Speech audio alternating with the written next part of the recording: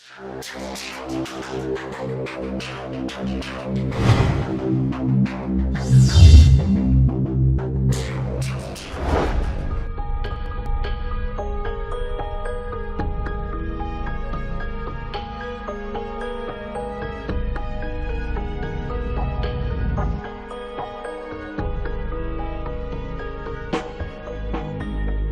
1989, a man called Bob Lazar walked into a Las Vegas TV station and gave a remarkable interview. He said that he'd worked out in the Nevada desert at a top-secret facility known as Area 51. He said he worked on a highly classified project, reverse engineering recovered alien spacecraft. His story was a worldwide sensation, and Area 51 became a household name, synonymous with UFOs, secret projects, and little green men. And yet, neither the US government nor its military have ever denied his claims, and they still don't officially confirm that Area 51 exists, despite satellite photos proving it does. Many dismiss Bob Lazar as a fantasist, and yet others see him as a whistleblower, exposing a government cover-up of UFOs and alien contact.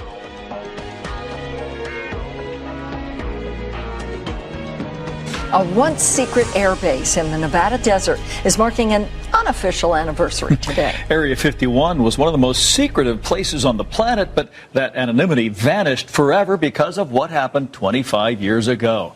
A controversial electronics whiz told a fantastic tale during a TV interview, and the story still reverberates today. The I-Team's George Knapp played a part in what became an international sensation. He's here with an update. Setting the stage, Dave, you might not know this, but 25 years ago, a young anchor woman named Paula Francis and I were prepping for the 5 o'clock news when we learned that our scheduled live interview had canceled. We placed a call to aviator John Lear to ask if he could get a friend of his to fill the spot, a guy who reportedly worked out near Area 51 and had seen flying saucers out there. It sounded outrageous at the time, but that interview with Bob Lazar turned Area 51 upside down. We coaxed a reluctant Lazar into returning to Las Vegas to talk about it. I don't know. Sometimes I really do regret it, and I almost feel like apologizing to him, saying that, you know, I'm sorry I let things out. Can I have my job back?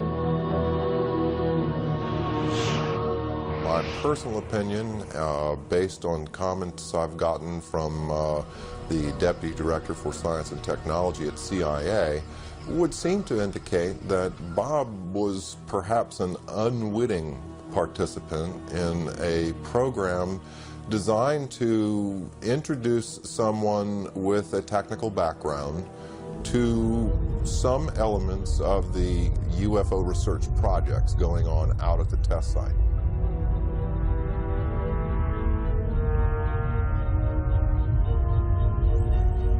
I have no doubts that Lazar actually was in a place where top secret investigations were going on. I'm not sure about all the details that have emerged from his account, but he certainly gives me the impression that he was actually there. Do I believe Bob Lazar? My answer to that is yes. And heck, it's going on 8 years that I've known him. His story has never changed. He wasn't in it for publicity. He surely wasn't in it for the money. He lost everything he had. I believe he's totally sincere. As far as I can tell, he's a bright guy who tells a great tale and who's told it often to people who have not checked on him, who accept the notion that, well, the government wiped his slate clean. Basically, I think he had an experience. I think he saw some things that shocked him, was subject to some conditions and experiences that were very unnerving to him and very profound.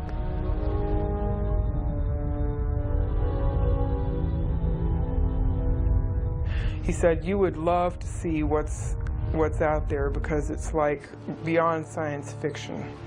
He said, and I wish I could talk to you about it, but I can't. And that's as close as he ever got to telling me anything that happened out there. You'll find many people who have seen these discs.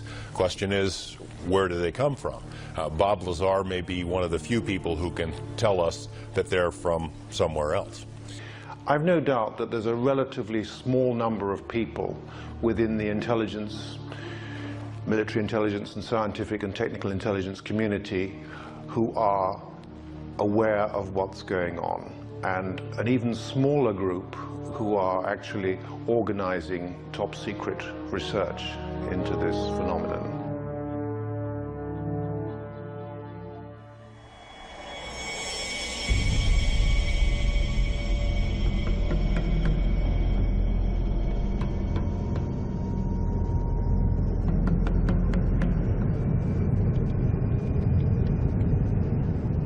There's been an operating airbase out at the location known as Area 51 since the 1950s, when it was home to the CIA's top secret SR-71 Blackbird spy plane.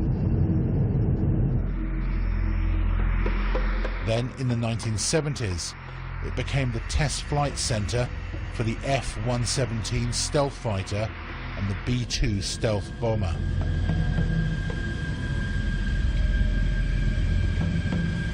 It's fairly public knowledge that we have a super secret facility in the mountains in northern Nevada, referred to as Groom Lake, Area 51 of the Nellis Air Force Base test range. It's also been referred to as Dreamland. This is an area that has been known but officially denied for many decades.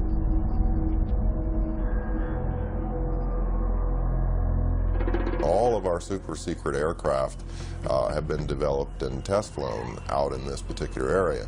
So it only makes sense that if you have something as sophisticated as a flying saucer and the related technology to that, that would certainly be one of the prime locations you'd want to go.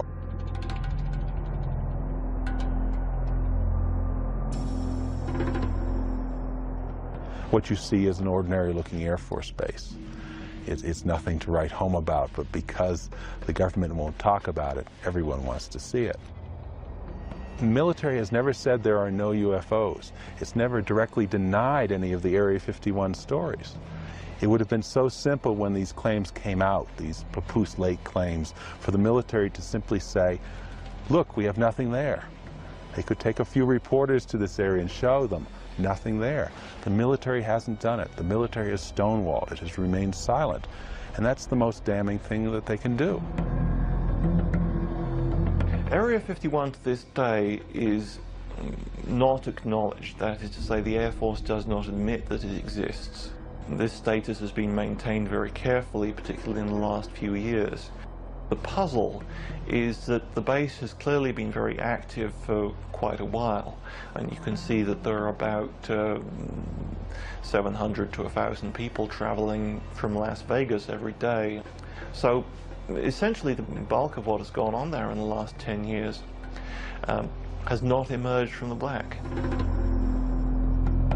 This airplane the program was terminated. The airplanes were put in mothballs for 20 years before they admitted the existence of the aircraft. There's programs that they're working on today that are 50 years ahead of anything that you and I can even conceive of, and that we may never see the light of day. Would you say it's America's most top secret military base? As far as an operational test facility, it's probably the most secret test facility in the free world, yes. So there is no question that the facility is there, that the government has said very little in the past about it. Now, the real question, I suppose, is, are there any flying saucers out there?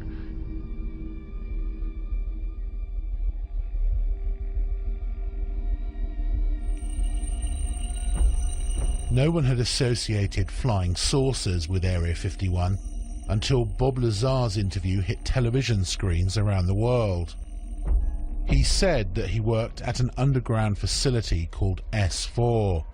The top-secret project was codenamed Galileo. They would call it a specific time. For instance, the operator would say, "Mr. Lazar, it's now 4:15 a.m. We expect you to be at McCarran Airport at 4:45. Your plane will be leaving at such and such time." I'd drive there, check in, board the plane, and the plane would fly out to Groom Lake. It would land there. I'd get off the plane and wait, and there would be a bus to take me and whoever else was going to S4, Papoose Lake, which is about 15 miles south of there, and then I would check in at S4. Tell me about how you felt on your very first trip out. The first trip out there it was actually very exciting because it seemed so cloak and dagger to me, especially after I got in the bus with the blacked out windows. I kind of thought that was neat. Drove out to the site, and then it was checked in, guards walking around with guns, and I was sure what I was working on was going to be pretty fascinating. He says that within a few days of working out at S4, he was shown an actual flying disc in one of the hangars. When I was brought in by bus, and for the first time, one of the hangar doors, the one on the end, was open. The bus drove up and we stopped there, and clear as day in the hangar, taking up almost all the hangar, was the disc. Looked like something right out of a science fiction movie.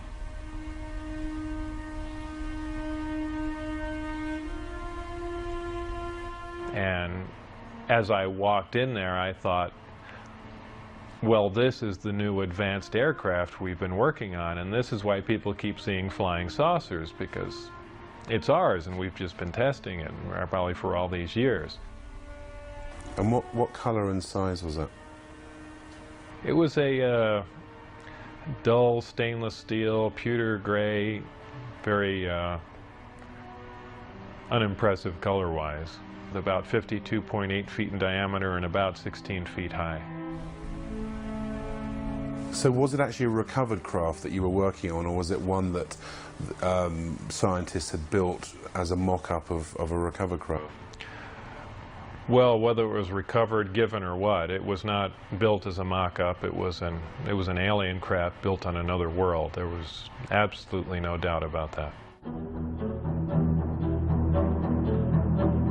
Lazar claims that he was one of only 22 people who had something called majestic clearance to work on the craft itself. The whole aim of the project was to take these craft, or the one in particular that I was working on, and try and duplicate its systems and subsystems with earthly materials. The work that I did basically entailed back engineering the power and propulsion system, and I opted to start with the power, the reactor that ran the craft.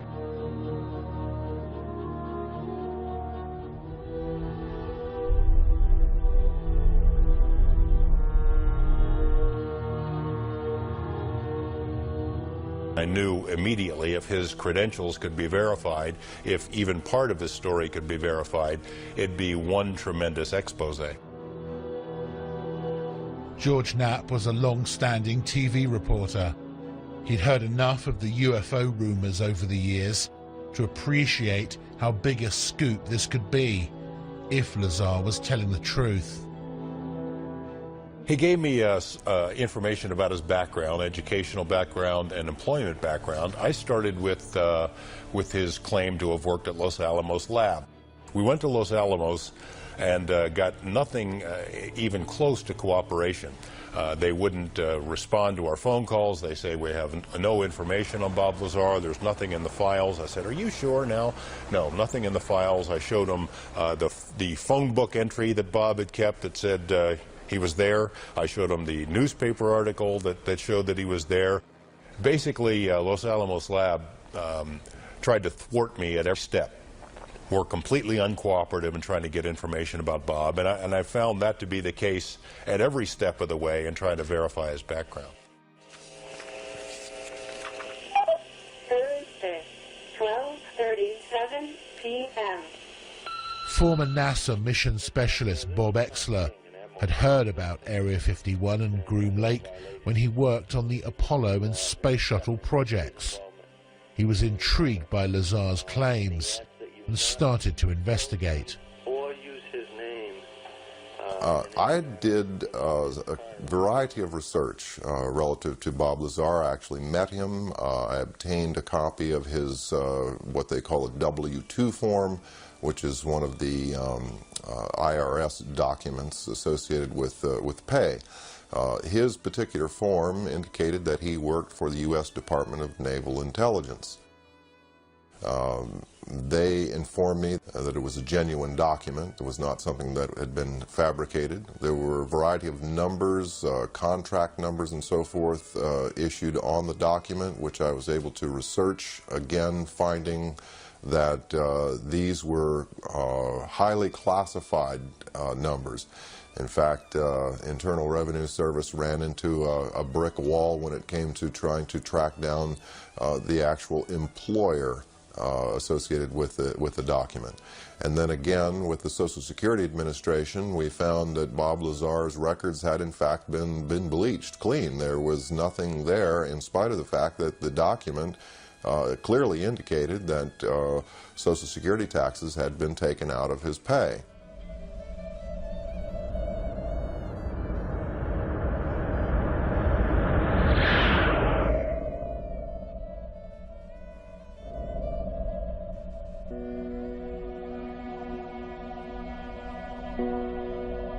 Not everyone who's researched Bob Lazar believes his claims. Stanton Friedman is one of the most respected authors in the UFO field today.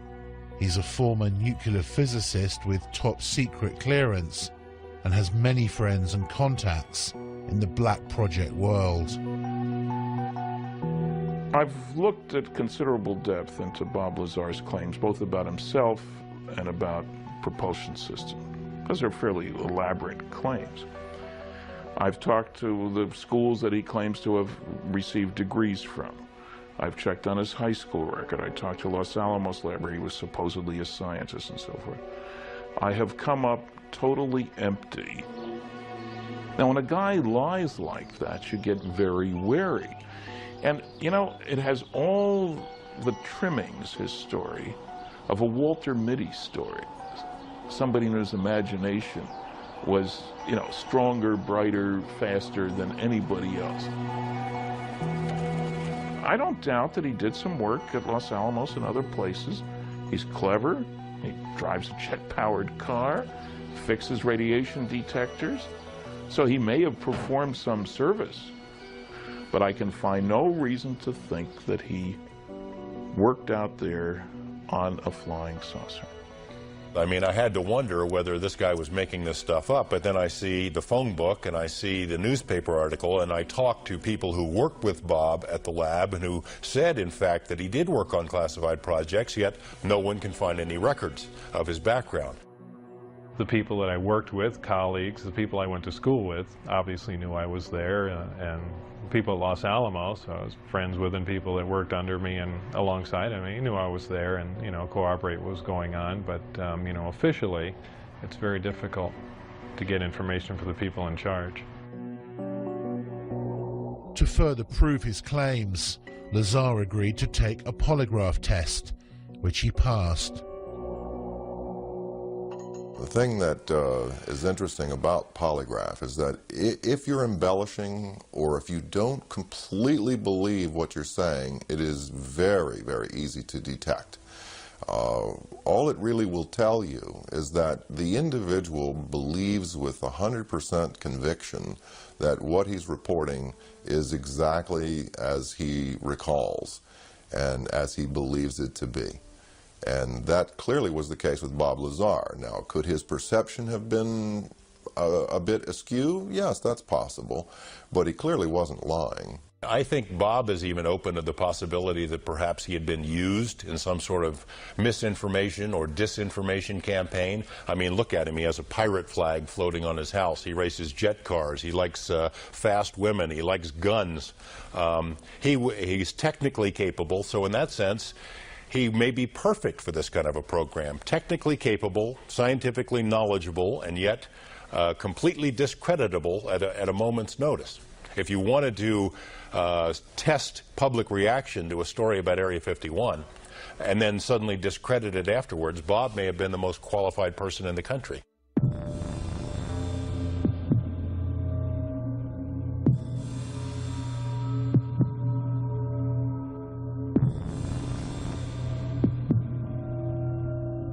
Lazar says that on one occasion he was escorted into the flying disc that he saw in the hangar to analyze its propulsion system. It was obviously made to be piloted by something smaller than the average human being, very cramped in there. What were the size of these seats that were in there? The seats were very small. I'd say about 1/3 to 1/4 the size of a normal human seat. A lot of people say, boy, it must have been exciting to go in there, and I always say it wasn't. It was a very ominous feeling. I know it sounds silly, but it's so unearthly in there. You have spoken to someone who's actually seen a UFO under a tarpaulin at Area 51? I have. I've spoken to several people who've seen UFOs or disc-shaped craft out there. There was a woman who was a secretary for a major defense contractor at the Nevada test site who'd worked on nuclear programs, who told me that she had sat in on conversations between military and civilian contractors at which the Roswell case had been discussed, at which it had been discussed taking some Roswell material to Area 51. The level of secrecy during those meetings was great. Afterward, they'd take the ribbons out of the typewriters she was typing on. She was ready to tell me about this, and I had this conversation with her on the phone. The next day after this conversation takes place, she's visited by two men who say that they work for the company she used to work for, reminding her that she is still under a security oath, told her, we know that you do a lot of traveling back and forth, a lot of long drives between Las Vegas and LA. We'd hate for something to happen to you or your family. No interview. I mean, it happened again and again and again. Same scenario.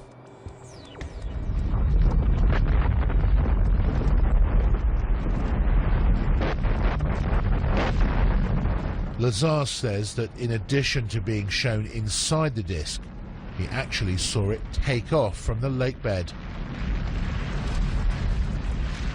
I was brought into the hangar for one of the short duration tests, and the craft was already outside on the lake bed, and that was pretty much of a marvelous sight.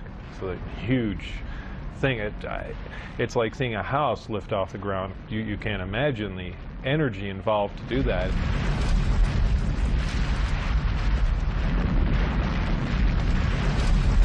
Because of the extremely high energy output and the fact that the outside of the craft is used as a conductor, that does ionize the air.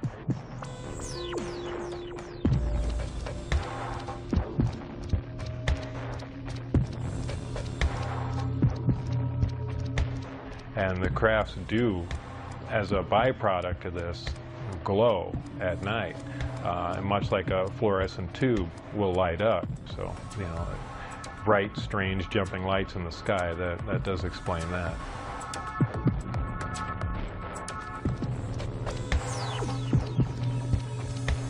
Would you categorically say there is no way that humans could have built the craft that you saw? Absolutely. I will categorically deny that. Well, I don't know. How exactly should I put that? I guess I can just say it straight out. There is no way that any government on this earth could produce that craft, period. And I defy anyone to argue that point.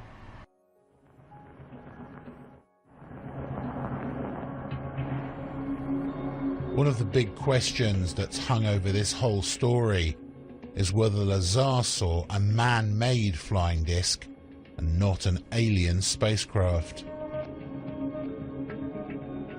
A lot of these craft which are being developed in secrecy in the United States are tested at night, and one can imagine that seen through kind of half-closed eyes, something like an F-117 stealth fighter or a B-2 bomber, side-on or front-on, would look remarkably like, say, a flying saucer or a UFO.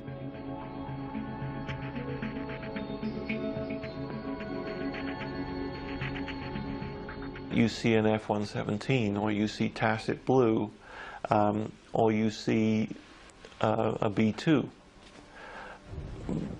Particularly if you see it from some fairly unusual angle, you're going to have a very hard time relating that to conventional aircraft. Some of these things can look very strange indeed. So, you know, an unusual but decidedly terrestrial aircraft can certainly present the appearance of a disk from many angles.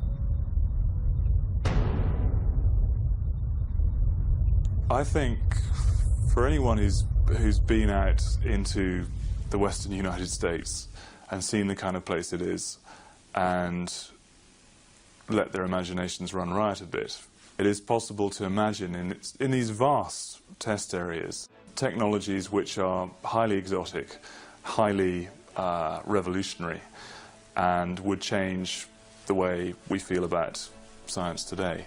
However, to say that that is alien science derived from beyond this world, I think is something which is just, it is unbelievable. It's too much to absorb.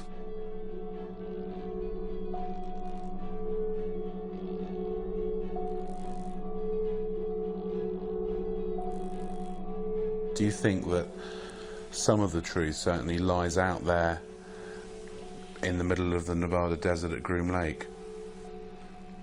I would expect that some of the truth may very well lie out in the desert near Groom Lake. It's the right place for some of it to be. It's isolated, it's under control, it's high security. I don't think we've yet scratched the surface on what's happening out there with regard to flying saucers.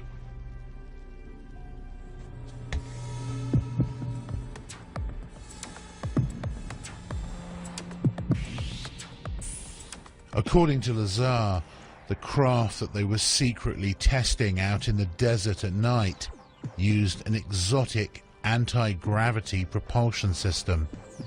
The reactor itself was an incredibly advanced system. This was an antimatter reactor.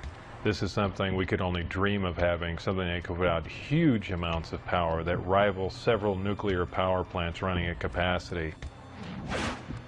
What happens is a great gravity distortion is created, and you're essentially bending space toward the craft.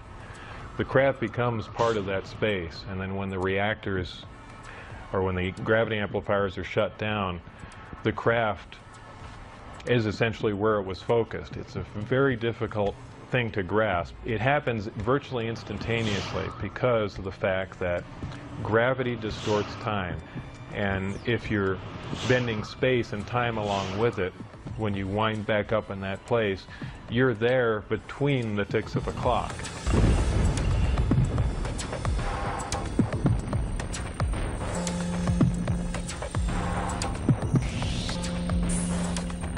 Looking at nighttime video films out in the test site area, We've seen video of craft that were luminous, that would move across the sky as if it was skipping a stone across water, or sort of a sewing machine effect. What we see across the screen are a series of lights, of dashes of light, as the object moves from point A to point B.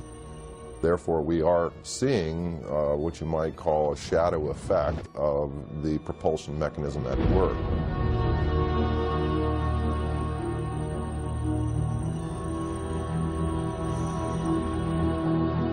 Bob Lazar is not the only person who's come forward and claimed to have worked out at the base on flying discs. Former US Marines test pilot Bill Uhouse worked out at Groom Lake and other top-secret locations for more than 40 years, working for the Pentagon and civilian contractors on a variety of highly classified projects, including, he says, a flying disc recovered from a crash in Kingman, Arizona in May 1953. He said that he'd been cleared to do this interview and to discuss certain information, but asked us not to show his face. What were you actually working on out there? One of the things I worked on was a flying disc simulator. It was designed in New Mexico by a separate staff that built it in parallel with the actual craft that they had intended to fly. The purpose of the simulator was to train pilots to fly this strange-looking craft. The simulator was a 10-meter round disc. The skin was made of boron composite material, not unlike that you see on the F-117. How did you know how to build the simulator? Essentially, there weren't any plans. The plans were generated as we constructed it. And there was a process there that took quite a while for us to even understand the concept way back in the 50s.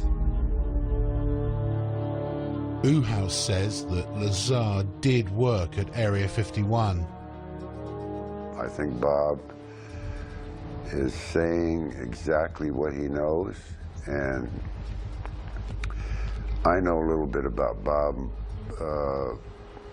from a different standpoint than a lot of the people know and what's been written about him, but Bob Lazar is not lying as far as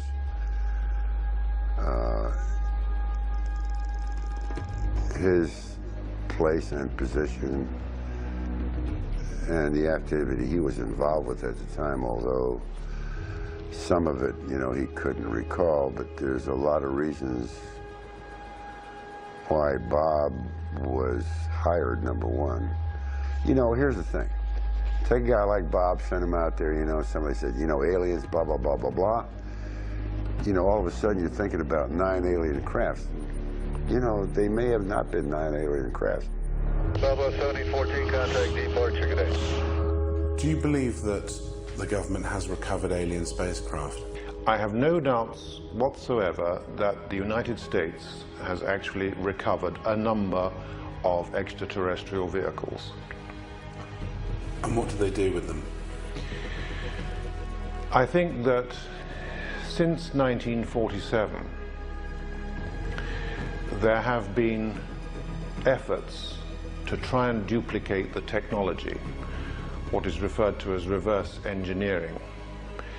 And I don't know how far they've got, but some reports indicate that we've actually been test flying within a limited area actual alien vehicles or terrestrial vehicles, United States vehicles, which have been made using alien technology. Could these not just be military aircraft? Well, I think it's quite possible some of them are military aircraft. I've heard from very reliable sources, including a leading specialist on unmanned aerial vehicles, that we have developed some disc-shaped platforms for aerial reconnaissance, some quite small, maybe some larger, which are being utilized by the Americans and have been built by the Americans. That's 6389 Delta, Las Vegas Tower, runway 1 and a left taxi into position and hold traffic crossing downfield. Thank you, sir. 89 Delta. Was it a hard secret to keep? It was a virtually impossible secret to keep. But I did play by the rules, and it caused a lot of problems. It caused problems in my family life. I mean, imagine being married at the time, and you know, you get a call, you know, perhaps at night, and a strange voice on the phone. Okay, you disappear, you can't tell your wife who it was on the phone, where you're going, and you come back, you know, sometime early in the morning. I mean, what is she going to think?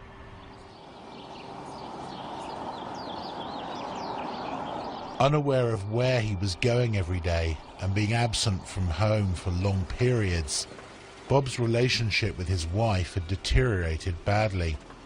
This was seen as a potential security risk out at the base.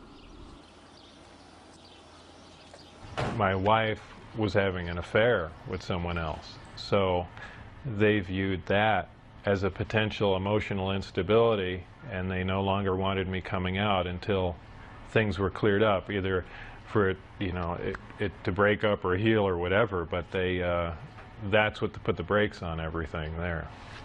And did they then stop calling you? Did you get very frustrated about that? Yeah, then I began to wonder, boy, now they've given me all this information and everything's come to a dead stop. What's going on?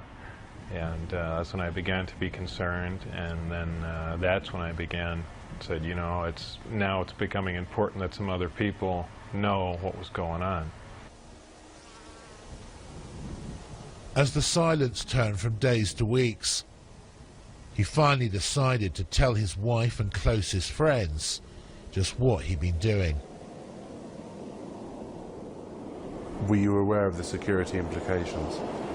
I was quite aware of what could happen, but I was also aware that these guys would go to any extent to keep their secret, and certainly not have someone that was on the inside running around. And I didn't think it was beyond them at all to make me disappear. Whether I mean, who knows? I know it sounds more like a movie, but I didn't think it was beyond their capability to kill me, just to stop the word from getting out.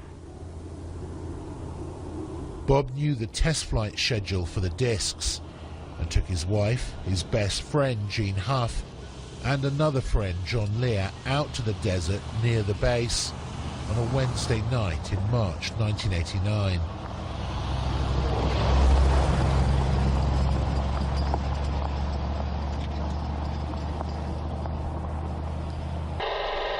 Huh, it started coming in too.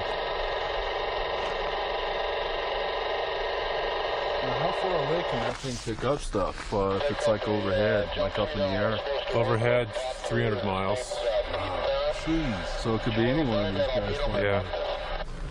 Yeah. Well, that sounds military to me. Yeah, I bet you that's what this is. We got. Oh. You see that? Whoa. Yeah, what was that? Did you see that light just come on over there? I was looking right at it. Yeah. Here, let me check it out. Well, that was a shooting star. Right above it was a meteor too. No, there's a steady light. No, it's a steady light that just came on. Any kind of. No, this one right over the range here. It wasn't there, and then I was looking right there, and it blinked on. Very bright. That's brighter than a star. Yeah.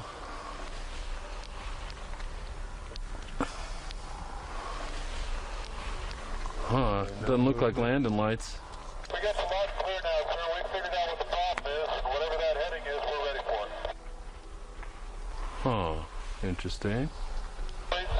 Okay, just change course. Oh. White light? Yeah. Yeah, he's coming at us. What did you see when you were out there? Shortly after the flight time that I had recorded,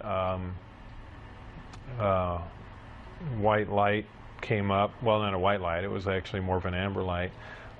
Came up off the ground and hovered, and then began doing radical step maneuvers and darting from one side of the sky to the other, doing some impossible flight characteristics. Do you think what you saw over the desert that night was an alien spacecraft? Could I identify it as an ET craft without Bob's help? No, it would have been like I said, an elliptically shaped saucer doing, just doing moves that we're not capable of, but I could not say that, no, this wasn't some advanced Earth technology. We got the launch clear now, sir. We figured out what the problem is, and whatever that heading is, we're ready for it. That would be a UFO. It's not blinking, it's not conforming to any sort of FAA lighting regulations, and there you're looking at it. That's like a typical UFO. If it was red, it would be real typical, because that's what most people report, is red lights like that are solid colored. I don't think that's landing lights, because it's curved already and we're still looking at it. Looks like he's curving back. Here he comes. That is a typical military UFO. There you go.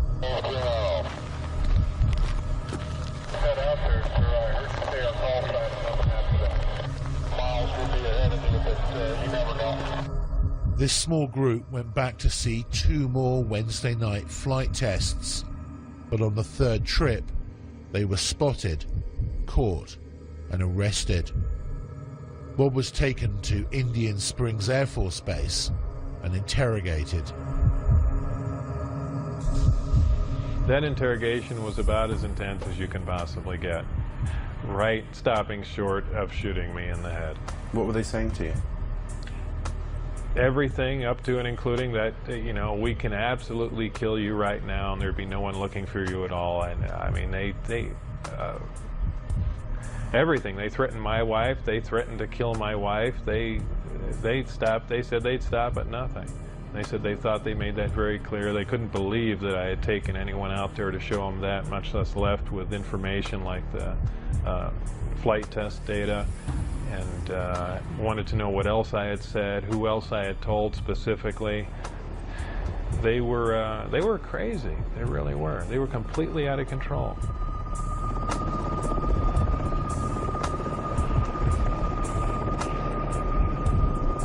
After this interrogation at Indian Springs Air Force Base, Bob says that he was put under constant surveillance by security personnel. His phones were tapped, his movements were monitored, and he often found his car followed by military helicopters. Worried about what might happen to him and angry about how he was being treated, he decided to hit back and approached a local TV station about an interview. I thought if I did an interview in silhouette, it would be kind of pushing back a bit, or say, you guys stop, and not saying too much, but just saying enough just to let them know that I am pushing back a bit and then lay off, or, it's going to get worse. It was really the only thing I could do. Did you get any calls from the military or from former workers to say, what the hell are you doing? Right after the interview aired, Dennis Mariani, who was my supervisor, called, and all he said was, do you have any idea what we're going to do to you now? And that was the end of the phone call. That was the last, really second to last communication I had with him. And, then I decided, that's it. And really just said everything that I had seen and done, and just wanted to divorce the entire situation. Even now, more than 20 years later, the jury is still out on Bob Lazar and his claims about his work out at Groom Lake. It's a fascinating story which he's stuck to for more than 2 decades. And although many dismiss it as pure fantasy, the fact is that some of his credentials did check out. In addition, his former employers and even the tax authorities were caught covering up and refusing to release information on him. Why would they do that unless there was something to hide? One thing is for certain, if he is telling the truth, then we're all in for some shocking revelations in the decades to come. Is the government ever going to say, you know, we've been lying to you for 40 or 50 years? Not a chance. I believe they'd stage an event that is much more like what they do. They'll take a big cargo plane or C-130 or something, take one of the old discs that they've, you know, analyzed time and time again and finished with, go up to a high altitude and push it out the back and then go fly away and say, oh, look, the first disc is crashed. You know, here's a flying saucer. I mean, I can almost guarantee that's the route they'd take. There's nothing on their radars on the other. Certainly there are a lot of questions about Bob's background that have not been satisfactorily answered. But there's too much that Bob knows, I think, that couldn't be explained any other way. He knows about the layout of the base. He knew about people who were involved in security checks. He knew when and where the test flights were going to take place because he took people out there 3 weeks in a row and they videotaped the tests. How did he know this stuff if he, in fact, did not have some kind of inside knowledge? Do you think he'd make a good conduit of information? I mean, essentially a patsy. Yes, I do. I think it's quite likely that Lazar was set up, perhaps to knowing that he would give out this information. It's likely to be a very long time before we discover what is actually being done out at Groom Lake now. They seem to wait anything from 15 to 20 years or more after something has been retired before they acknowledge its existence. This airplane was built, designed almost 40 years ago. 40 years before that, the hottest thing flying was a Seversky P-35. 40 years before that, it was a balloon. So the technology has not stood still. So there's a very good possibility that we are looking at man-made transportation for the 21st century. It's been so hopelessly polluted that I'm not sure we will ever get to the bottom of this story, and that's sad. I suspect that whatever was out there, discs, alien or not, had now been moved to some other location, and we may never find them again. There might have been reason 40 years ago to believe that people couldn't handle the idea of alien visitation. I don't think that's true anymore. I think we're far more sophisticated now. Do you regret having screwed up at S4 and taking your friends there and blowing your security cover because you could still be working on UFOs today? Yes and no. Yes, at times I'd like to be able to go back in time and played along with the game and not have done anything, and perhaps to this day still be working on them, because I did feel privileged and it was fascinating work once you can get around all the you know, oppressive military security. And you know, maybe we would have stumbled on something, and yeah, it would have been fascinating.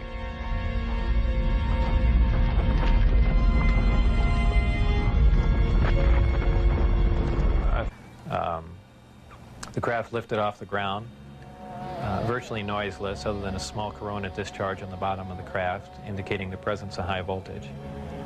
That dissipated at about 30 feet, and it stood there completely silently, and moved over to the left, to the right, and sat back down. That was the entire test. However, that was an extremely impressive test. Maybe to someone that really knows little about science or anything, that wouldn't be a whole lot, but you have to realize this craft was about 52 feet in diameter. I don't know exactly how much it weighed, but it weighed a lot. And this was quite a scientific feat, to lift something completely silently, under control, and you know, perform a maneuver like that. The craft itself was, I assume it was metal. It was cold to the touch, that's why I say it was metal. But it was a brushed aluminum, actually just an unfinished stainless steel, not shiny finish to it. had no seams. It was as if it was injection molded from one giant die. I was completely amazed. I can't really reflect on how it made me feel, but that was exciting. How would you define gravity? Could you describe in layman's terms its basic principles for us? Gravity is something difficult to explain because it's something that we essentially don't understand. It's just something that we can observe. Not much is really known about gravity. There are many theories about it, but they are just mainly theories. There's theories of gravitons, which allege that these subatomic particles that act like an attractive force like gravity that exchange between two pieces of matter. There's also a theory that gravity is a form of wave, an electromagnetic wave. But basically, gravity is a force. It's the attraction. It's the inherent property of matter to have gravity, a mutual attraction for each other, and it's basically all that we really know. Modern science, current science, right now, identifies one gravity. It's one force in nature. Apparently, through research at S4 or information gained from one of the crafts they were researching there, it appears that there are two different forms of gravity. One form works on an atomic scale, on subatomic particles, holding pieces of matter, holding atoms themselves together. Another works on a larger scale, the scale we're most familiar with, holding planets in orbit, holding ourselves to the ground, things of that sort. Because it produces a gravitational field, I wouldn't say the craft is invisible during the day. However, if you're under the craft, because of the way the gravity is being used, gravity bends time and space, and it bends light. If you are looking underneath the craft or from certain vantage points, you will actually see what's above the craft. It's really a trick of the way light bends under the influence of gravity. For instance, we can see stars that are behind the sun, that are blocked from our view by the sun. The reason we can see them is because the sun has a tremendous gravitational field and it's bending the light around it where we can see the star. Space-time and gravity are all essentially interrelated. They all act on one another. Gravity bends space. Gravity also distorts time. When you vary one, you essentially vary the other two. As an example, if you have a massive body, say a planet or something that's making a lot of gravity, producing a lot of gravitational waves, if you will, it distorts space. It bends space to it. It also slows down time. These things aren't theories. We know them to be true. We cannot artificially create this because we can't create gravity. But this is how they're all interrelated. With traveling at the speed of light, there are several problems traveling at the speed of light. Just a couple of them are the fact that as your speed increases, so does your mass proportionally. In other words, the more energy you put in to go faster begins to slow you down by the fact that it's converted into mass.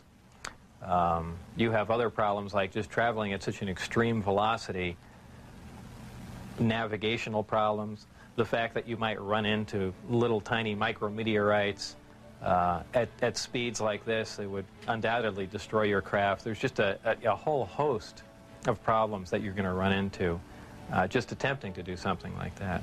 Aside from the fact the amount of energy required to accelerate to the speed of light is horrendous. could you briefly describe Project Looking Glass and Project Sidekick for us? Project Sidekick was another project going on with Galileo. Galileo was the project that I was involved in. Sidekick dealt with any of the weapon potential of the craft, whether or not the craft had a weapon in it or could it be used as a weapon, but it had something to do with some sort of particle beam configuration where the gravity generator can be used as a lens to focus a weapon of some sort, similar to the SDI device we were working on in the 80s, but with the potential of a focusing device using the gravity generator. And Project Looking Glass? Project Looking Glass dealt with the distortion, the fact that there's a time distortion, essentially looking back in time, and by that I do not mean looking back years ago to see the wagon train days. They're looking for distortions that are milliseconds in time, and what that was used for, I don't know, but that was just observing the time, the time distortion, time dilation phenomena of the craft in operation. What is element 115? Is it found here on Earth, or is it strictly an extraterrestrial material? 115 is strictly an extraterrestrial material. It probably occurs naturally in some other places, maybe other star systems. Some people not familiar with science or chemistry say, well, that's ridiculous, all the elements occur on Earth, but that's not true. There are elements on the periodic chart that aren't found on Earth. I believe the Heavy Ion Research Lab in Darmstadt, Germany, has reached element 112 recently.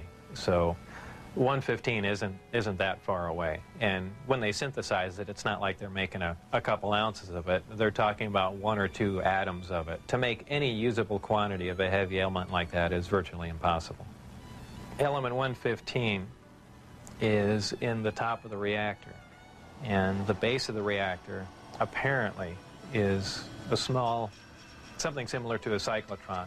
It's a particle accelerator. A particle is accelerated to high speed and then deflected up a small tube, and it's aimed at the 115. This transmutes the 115, similar to the way we do that in a normal particle accelerator. This causes a reaction, a radiation emission that we really haven't seen before. It produces antimatter. This antimatter is guided down a tuned tube and reacts with a gas.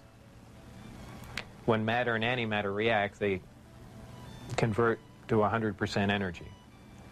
This energy is converted, heat energy, is converted to electrical power in the reactor itself. This is done through a thermoelectric converter.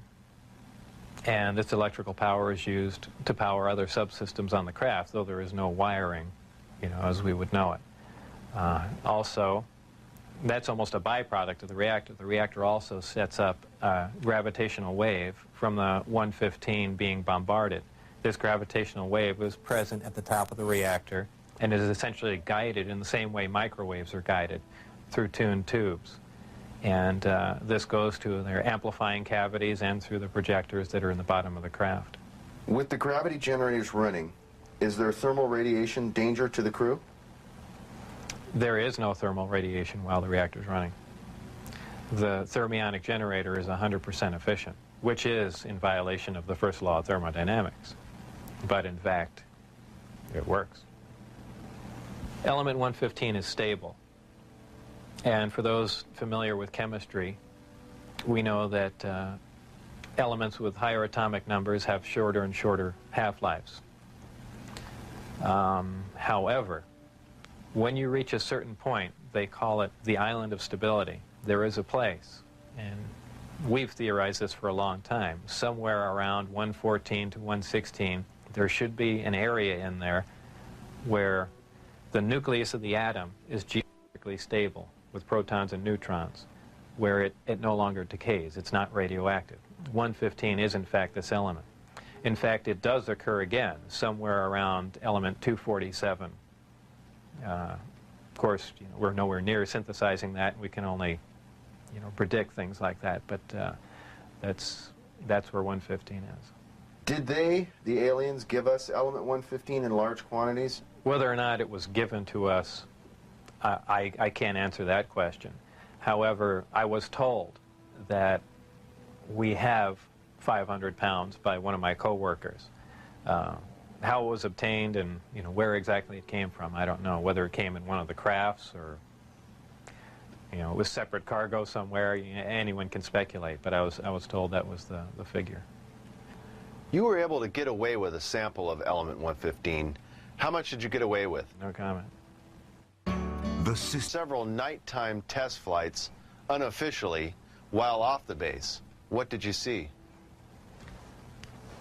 The test flights I saw off the base, actually the best test flight was witnessed by my friends who I had brought out there. At the exact moment the craft was hopping around and doing some really impressive maneuvers, I had turned around and I think was looking for the video camera or something to that effect. But I missed some of the most impressive maneuvers. But the craft was similar to what was done before that I had seen close up, other than the fact that it went above the mountain range, moved a much greater distance at a much higher rate of speed.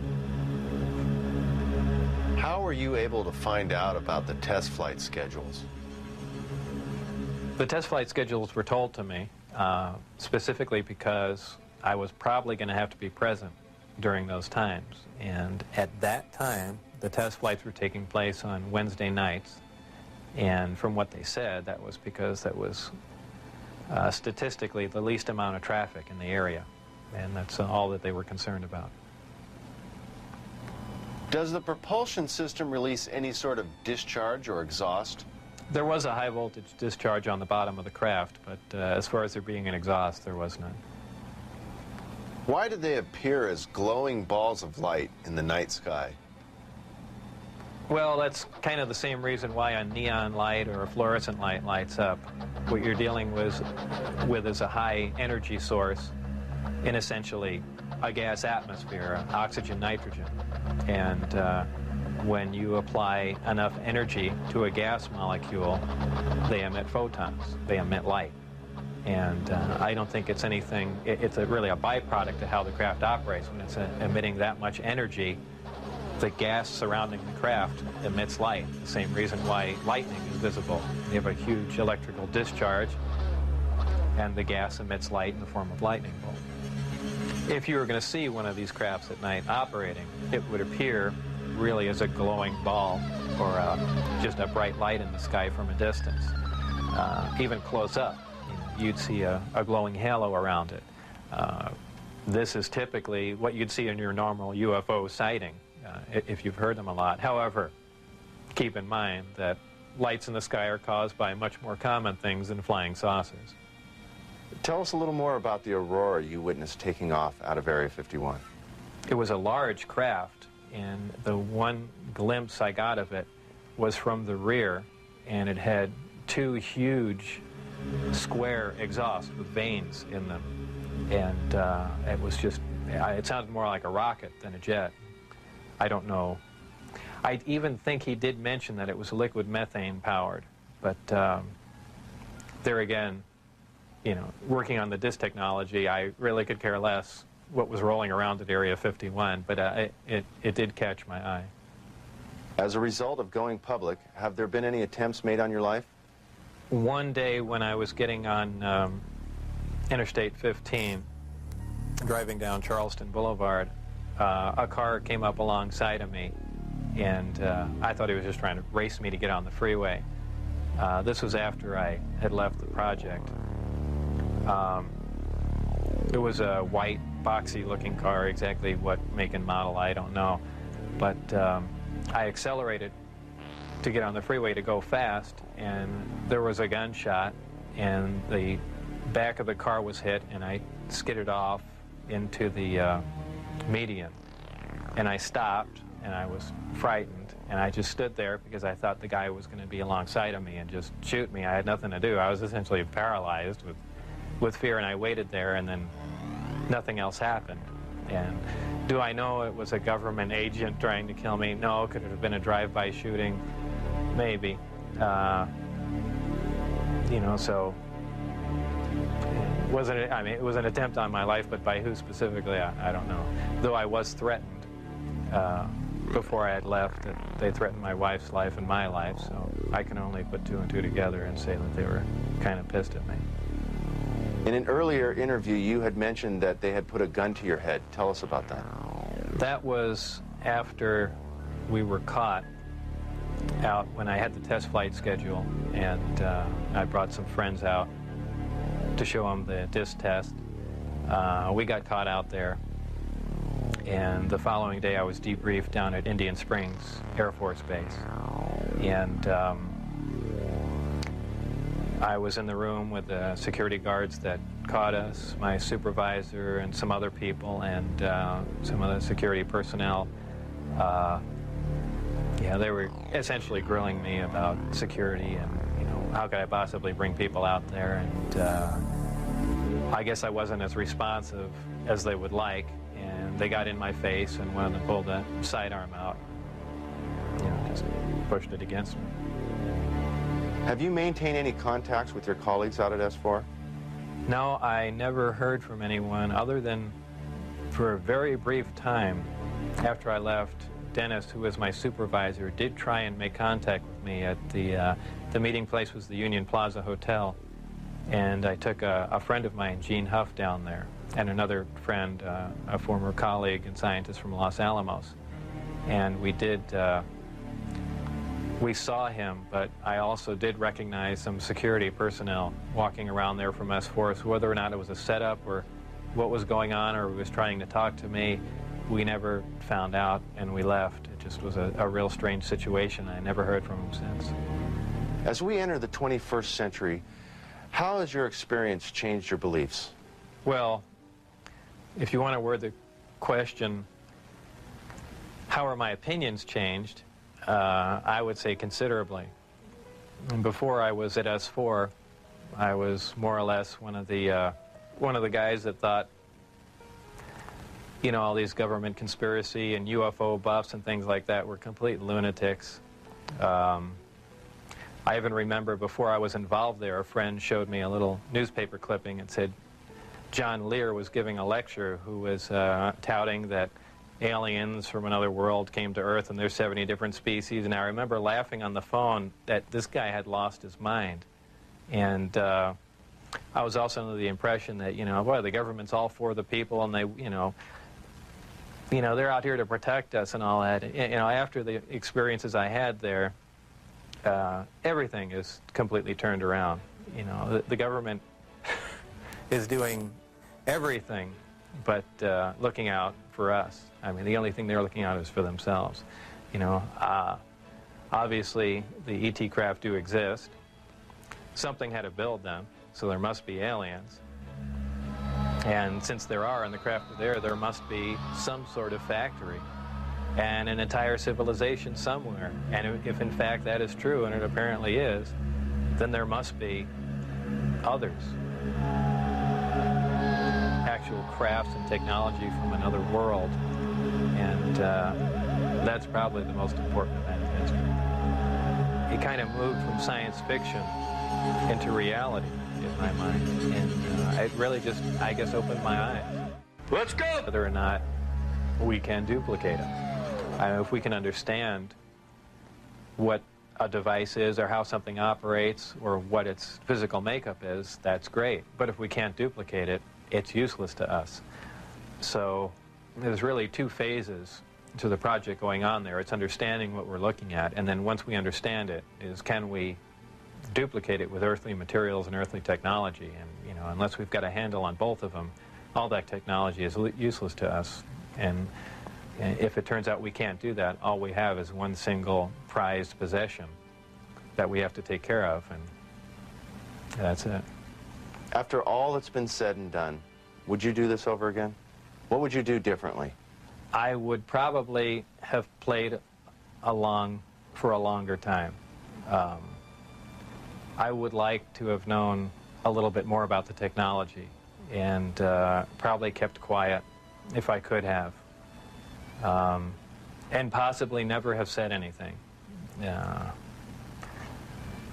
I almost wish I had done that. You know, it's it's really only caused headaches and problems. But I believe if I was given the opportunity again to go back in time and redo it, I think I pretty much would have just shut up and gone along with the program.